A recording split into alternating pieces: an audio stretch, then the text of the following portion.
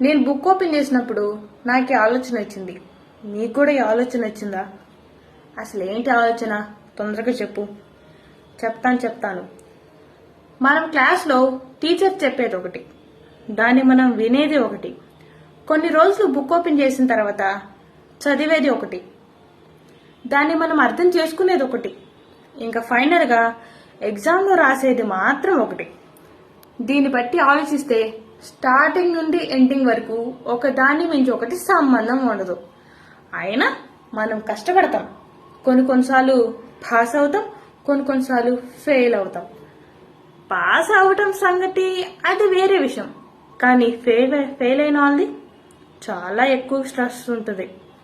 So నా suggestion ఏంటంటే, pass అవడం ఫెయిల్ అవడం ఇవి రెండు మంచి పదాలే, కానీ ఇది ఎడ్యుకేషన్కి మాత్రం చాలా ఉపయోగపడుతుంది. అలా అని చెప్పి ఫెయిల్ అయ్యామని సూసైడ్ చేసుకోవటం, స్ట్రెస్ ఫీల్ అవటం ఇవన్నీ వద్దు మామా. మనం మంచిగా ఉందాం, ఎంత వచ్చిందో అంతవరకే ఉందాం.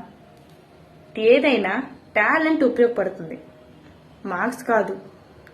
జాబ్ వచ్చింది ఏంటి? పర్సంటేజ్ బట్టే. కొన్నాళ్ళు ఉంచుతున్నారు, కొన్నాళ్ళు తీసేస్తున్నారు. ఇప్పుడు ప్రెజెంట్ సిచ్యువేషన్ కూడా అదే. సాఫ్ట్వేర్ జాబ్స్లో వేల మందిని తీసేస్తున్నారు. కానీ ఇంకా మనం కష్టపడటం ఎందుకు, ర్యాంకులు సాధించడం ఎందుకు కదా? సో దేనికి భయపడకుండా ప్రశాంతంగా ఉండండి. నేను చెప్పిన డైలాగ్ మీకు బాగానే ఉపయోగపడుతుంది. ప్రతి స్టూడెంట్కి ఉపయోగపడుతుంది, ఇంక్లూడింగ్ నాతో సహా. సో ఈ వీడియో మీకు నచ్చినట్లయితే లైక్ చేయండి, నా పేజ్ని ఫాలో అవ్వండి. Thank you. Bye bye.